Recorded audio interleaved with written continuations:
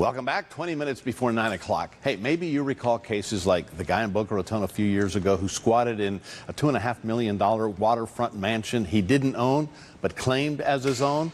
Well, the real estate fraudsters are back and badder than ever. Here with what you need to know today to protect your home is Shari.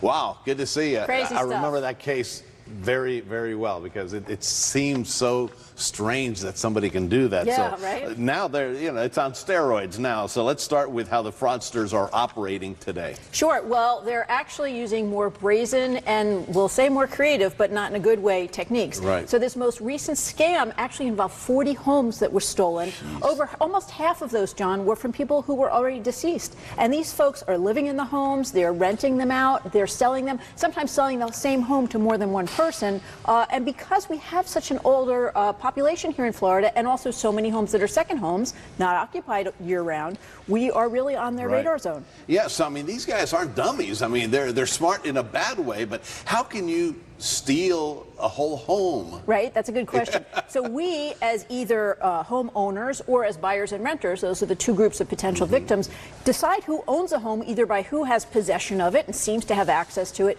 or the public records. So a deed, for example, is a document recorded in the public records to show who owns it. Well, these guys are using technology to create really good-looking fake deeds with fake companies, fake notaries, and recording them. They're also using really authentic-looking powers of attorney to fake that they have authority from someone, often a deceased person, to actually sell or rent the home. And people are falling for it. You know, call me Captain Obvious, but boy, that just seems so bad and wrong.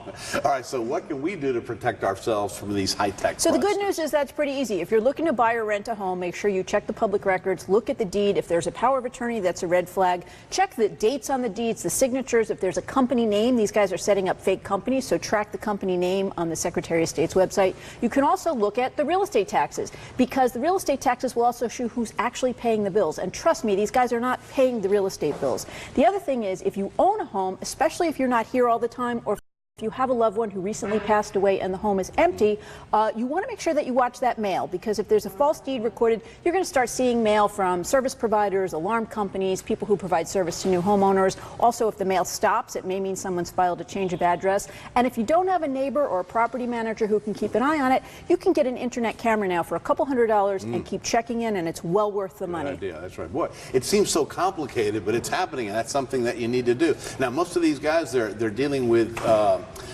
big homes or just any All kind sorts of homes. Actually, they're targeting homes that are vacant. So if you're a snowbird and you're up north for these warmer months, and they're also targeting homes of deceased people. So, you know, if the home's occupied and you're there, it's going to be a lot harder for them to do. But, true. you know, this really applies for empty homes. And the good news is it's easy to do something about. Well, Just it's a be real aware. eye-opener that it's even happening. Yeah, All right. Thank you so much, Shari. Sure.